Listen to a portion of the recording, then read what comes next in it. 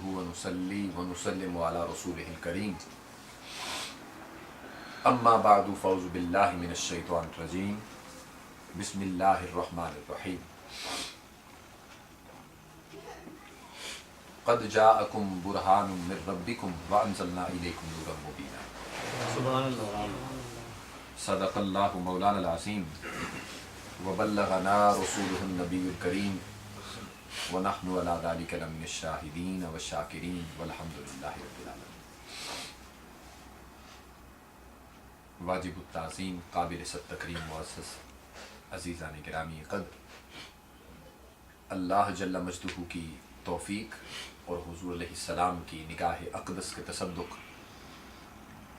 मोहतरम शमरेज़ अख्तर नक्शबंदी साहब के घर में हम महफ़िल मीलाद मुस्तफ़ा में हाज़िर हैं।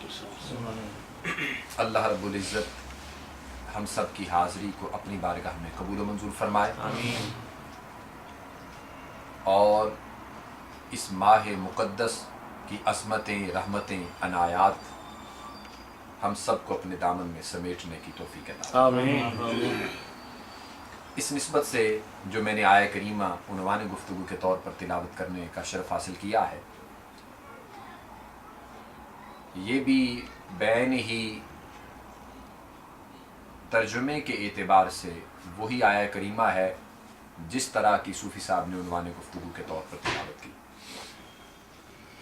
लेकिन मैं जिस हवाले से बात करना चाहता हूँ वो ज़रा काबिल तवज्जो कि अल्लाह पाक ने फरमाया क़द जाअकुम बुरहानुम मिर रब्बिकुम व अंज़लना इलैकुम नूरम मुबीना।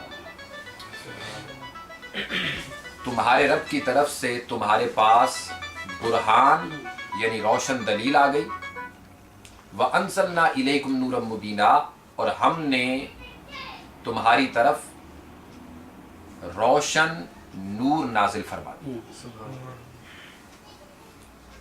इस बुरहान से मुराद हुजूर की ज़ात है और नूरम मुबीना से मुराद कुरान मजीद है। सुभान अल्लाह। और जो सूफी साहब ने आयत तिलावत की उसमें फरमाया क़द जाअकुम मिनल्लाहि नूर व किताबुम मुबीन। अल्लाह की तरफ से तुम्हारे पास नूर और रोशन किताब आ गई। वहां नूर से मुराद हुजूर की ज़ात है और किताब मुबीन यानी रोशन किताब से मुराद कुरान मजीद है। अब पता ये चला कि हुजूर को नूर भी कहते हैं, बुरहान भी कहते हैं। सुभान अल्लाह। कुरान मजीद को किताब मुबीन भी कहते हैं, नूर मुबीन भी कहते हैं, जैसे मैंने तिलावत किया है। अब जो हुजूर को यहां पर बुरहान फरमाया तो बात मैंने सिर्फ लफ्ज़ बुरहान पर करनी है। याद रखिए बुरहान दलील को कहते हैं और ऐसी दलील को कहते हैं कि जो दलील रोशन और वाज़े हो। लेकिन दुनिया का दस्तूर ये है कि कोई भी शख्स बतौर मुद्दाई अदालत में दावा दायर करता है, पिटीशन फाइल करता है, तो जब दावा दायर करे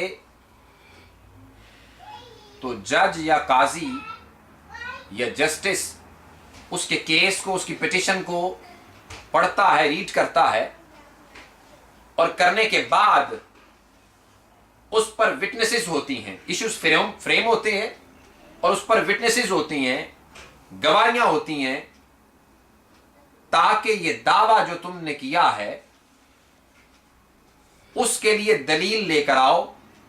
और वो विटनेसेस और वो गवाहियां जब कटहरे में लाकर खड़ी कर दी जाती हैं तो उन पर फिर जिरा होती है, मुखालिफ वकील बहस करता है। किस्सा मुख्तसर कि मुद्दई ने बतौर मुद्दई दावा किया,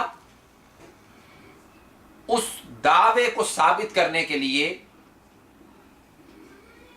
सवालात पहले वारिद हुए और साबित करने के लिए शहादतें हुई। शहादतों पर जिरा हुई, बहस व तमहीस हुई। फिर उसके बाद जज ने शहादतों को पढ़ा, दलाइल को पढ़ा, दावे की बुनियाद को पढ़ा, और पढ़ने के बाद अपने चैम्बर में बैठकर लॉयर से, दीगर जजेस से, जस्टिस से उलूम की रोशनी में और लॉ की रोशनी में उसने फैसला तहरीर कर दिया कि ये बंदा सच्चा है। लेकिन कुर्बान जाऊं, अल्लाह के मुद्दई होने पर और कायनात के बतौर अदालत होने पर और खुदा के भेजे हुए दावे पर कि रब्बे कायनात ने कायनात के सामने, जो खुद शहादत भी है और आलम शहादत है और आलम अदालत है, रब ने जब दावा किया तो अलहदा से दलील पेश न की, अलहदा से शहादतें पेश न की कि अबू बकर तुम गवाही और शहादत दे दो मेरा मुस्तफा सच्चा है, उमर तुम दे दो, उस्मान तुम दे दो, अली तुम दे दो, ए कुफार तुम दे दो, मुशरिकीन तुम दे दो। नहीं, फरमाया कद जाअकुम बुरहान, हमने मोहम्मद को भेजा है, ये दावा भी है, खुद दलील भी है। सुभान अल्लाह। ये ऐसा एक हम दावा कायम कर रहे हैं, ये खुद दावा भी है और अपनी जात में दलील भी है, इर्शाद दलील है। दुनिया की अदालतें हो, वेस्टर्न वर्ल्ड हो या इस्लामिक वर्ल्ड हो, जहां पर इस्लामाइजेशन मौजूद है और कानून शरीयत मौजूद है, हर कानून शरीयत का भी यही उसूल और कायदा कुलिया है कि दावा अलहदा होता है, दलील अलहदा होती है। और वेस्टर्न वर्ल्ड का भी और दुनिया से कबायली इलाकों से भी यही चलता चला आ रहा है, दावा अलहदा होता है, दलील अलहदा होती है। लेकिन कानून फितरत अलहदा बात है कि रब्बे कायनात ने मुस्तफा को दावा भी बनाया, दलील भी बनाया। सुभान अल्लाह। लेकिन ये सिर्फ याद रखिए ज़ात अक़दस मुस्तफ़ा में बात है, अल्लाह अल्लाह, और पैगंबरों में ये बात नहीं है। क्यों? इसलिए अब आप कहेंगे कि आप अपने नबी की बात कर रहे हैं तो इसलिए कर, नहीं। आप देखिए हजरत आदम से लेकर ईसा इब्ने मरियम तक जितने अंबिया अलैहिस्सलाम इस दुनिया में तशरीफ लाए, हर नबी को नबुव्वत दी, ये दावा है। जिस नबी को रिसालत दी, ये दावा है। उलुल अज़म बनाया, ये दावा है। फरमाया तुम नबी हो, रसूल हो, उलुल अज़म हो, दावा है। हर नबी ने फिर अर्ज किया मौला ये दावा तो दे दिया कि हम नबी हैं, और नबी का जो काम है वो करेगा कि तौहीद की रोशनासी, दीन इस्लाम और दीन हक्का को अता करना, ये दावे तो होते रहेंगे। लेकिन मौला हमने दावा किया हम नबी हैं, रसूल हैं, उलुल अज़म हैं, इसके लिए हमें दलील दो। रब ने फरमाया आदम तुम्हें मोजज़ा देते हैं, ये तुम्हारी दलील होगी। अल्लाह अल्लाह। इब्राहीम तुम्हें मोजज़ा देते हैं, वकुल्ना या नारु कूनी बरदम व सलामन अला इब्राहीम, हम ये दलील देते हैं कि आग भी तुम पर ठंडी हो जाएगी। ए मूसा हम तुम्हें यदे बैसा और हम तुझे असा मोजज़ा देते हैं। ए ईसा हम तुझे मुर्दों को जिंदा करने का मोजज़ा देते हैं। लिहाजा सारे बराहीन और सारे दलाइल और मोजज़ात जो अंबिया को मिले, ये दावे के बुरहान के दलील के तौर पर मिले कि ताकि तुम्हारा दावा सच्चा हो जाए। लेकिन मोहम्मद अरबी की बारी आई तो फरमाया कद जाकुम बुरहान, मुस्तफा दावा ऐसा किया है कि दलील की खारजी जरूरत न रही। तेरे सर से बालों से लेकर पांव के नाखूनों तक जो तुझे देखेगा कहेगा ये नबी सच्चा है। सुभान अल्लाह। रिसाले को तकबीर, अल्लाहु अकबर, नारे रिसालत या रसूल अल्लाह, नारे हैदरी या अली। तेरा किरदार नबी, तेरा किरदार, तेरा अमल, तेरा कौल, तेरा फेल, तेरी जात सरापा बजाते खुद किसी खारजी दलाइल की मोहताज ना होगी, क्योंकि तेरी जात को ही हमने दलील बना दिया। सुभान अल्लाह। तेरी जात को दलील बना दिया। और ये है कि बुरहान, रब ने लफ्ज़ बुरहान फरमाया, यानी बुरहान ऐसा दावा होता है जिसको खारजी दलाइल की जरूरत नहीं होती, उसी में दलील भी पिन्हा होती है, उसी में खुद दावा भी होता है। और यही वजह है कि खारिज को यह कह दिया कि रब ने कहा मैं भी मुद्दई हूं, तू भी मुद्दई है, लेकिन मुद्दई लाख बुरा चाहे तो क्या होता है, वही होता है जो मंजूर खुदा। रब ऐसा मुद्दई है कि उसने ताजदार कायनात का दावा करके कायनात पस्तो बाला को ये ऐलान कर दिया कि तुम्हारे सारे दावे मोहताज हुआ करते हैं दलाइल के, मेरा दावा मोहम्मद की सूरत में ऐसा है जो शाहकार रबूबियत है, इसके लिए खारजी दलाइल की जरूरत है। सुभान अल्लाह। अब इसके लिए अमली बात करें थोड़ी सी। हुजूर इस्लाम की जब विलादत बासादत हुई ना, तो ताजदार कायनात की विलादत जिस सुबह हुई, उस सुबह फारान की चोटी पर ایک شخص یہودی جو ان کا رابائی ہے وہ چڑھ کر اعلان کرنے لگا، لوگوں بتاؤ تمہارے گھر میں سے آج کس کے گھر بچہ پیدا ہوا ہے؟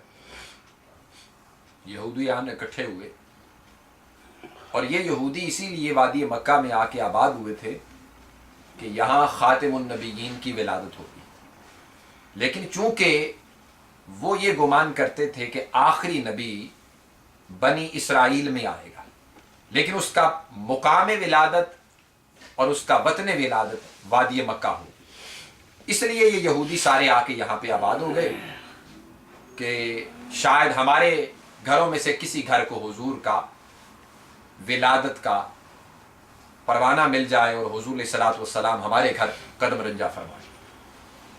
چنانچہ وہ شخص اعلان کرنے لگا، عالم یہود تم پر افسوس ہے کہ آج تمہارے گھر سے نبوت رخصت ہو گئی، لیکن وادی مکہ والوں بتاؤ آج تمہارے کس گھر میں بچہ پیدا ہوا ہے؟ یہودی اکٹھے ہوئے، اہل مکہ اکٹھے ہوئے، انہوں نے کہا تم کیسے کہہ سکتے ہو کہ آج بچہ پیدا ہوا؟ اس نے کہا کہ میں نے اپنی کتب سماوی میں اور کتب تواریخ میں پڑھا ہے، اور جو ہمارے کاہنین اور راہبین نے ہمیں بتایا ہے کہ جو آخری ستارہ خاتم النبیین کی ولادت کے وقت طلوع ہوگا، وہ میں نے دیکھا ایک ستارہ طلوع ہو چکا ہے، تم بتاؤ کس کے گھر میں بچہ پیدا ہوا ہے؟ اہل مکہ بولے آج عبد المطلب کے بیٹے جو انتقال کر گئے ہیں ان کی بیوہ کے ہاں بچہ پیدا ہوا ہے۔ اس نے کہا مجھے ان کے گھر لے چلو۔ سیدنا عبد المطلب کے گھر وہ یہودی، وہ راہب، وہ رابائی جب پہنچا، دروازہ کھٹکھٹایا، سیدنا عبد المطلب نکلے، عرض کرنے لگا تم کو ابو عبد المطلب مبارک ہو کہ اللہ نے تجھے پوتا دیا ہے، ذرا مجھے اپنے پوتے کی زیارت نہیں کرواتے؟ سیدنا عبد المطلب نے فرمایا تمہیں کس نے بتایا؟ اس نے بات کو چھپاتے ہوئے کہا مجھے بس پتا چلا ہے آپ اس قوم کے سردار ہیں، تو میرا جی چاہا آپ کو مبارکباد دینے کے لیے آ جاؤں۔ سیدنا عبد المطلب بھانپ گئے، پہلے بھی میرے اور بیٹے ہیں ان کے ہاں بچے پیدا ہوئے ہیں، یہ مبارکبادی دینے نہیں آیا، آج جس کی مبارکبادی دینے آیا وجہ کچھ اور ہے۔ کہنے لگا ذرا زیارت تو کروائیں۔